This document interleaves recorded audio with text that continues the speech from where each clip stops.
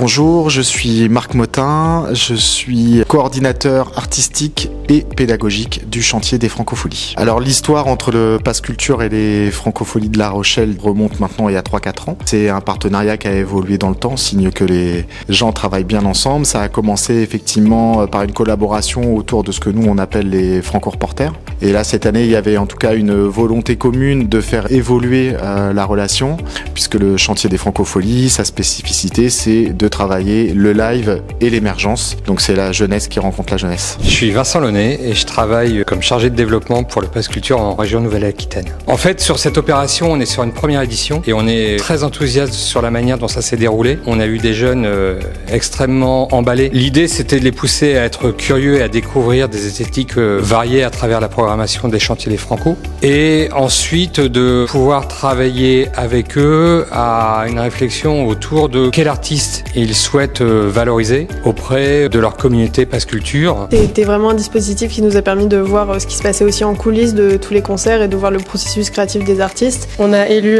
Andéol comme coup de cœur et personnellement je le connaissais vraiment très vite fait avant qu'il passe au chantier, donc je connaissais quelques musiques et j'écoutais que 2-3 musiques et grâce au chantier je suis vraiment devenue fan. C'est un artiste de demain entre guillemets puisqu'il propose vraiment des choses hyper nouvelles sur la scène française. Franchement c'était trop cool de le rencontrer, c'était hyper intéressant de voir un peu ses inspirations, son parcours musical. Aussi il a commencé très jeune quand même. Il est hyper solaire, hyper gentil, enfin ses musiques lui ressemblent et tout, donc non c'est trop cool franchement. Ça a été une année assez passionnante à vivre ensemble. J'ai envie de dire vive la jeunesse, vive les jeunes artistes, vive la jeunesse, parce que c'est eux qui font vibrer tout ça, c'est eux qui font que nous on est encore là. Et je pense que ce soit du côté des artistes, que ce soit du côté des jeunes qui se sont engagés dans l'opération, il y a une ouverture d'esprit qu'il faut souligner, qu'il faut féliciter. Et là, on va dire ce triangle-là, Pass Culture, chantier, jury, nous montre que les gars vous avez tout faux, c'est pas grave, eux ils ont compris. Donc vive la jeunesse.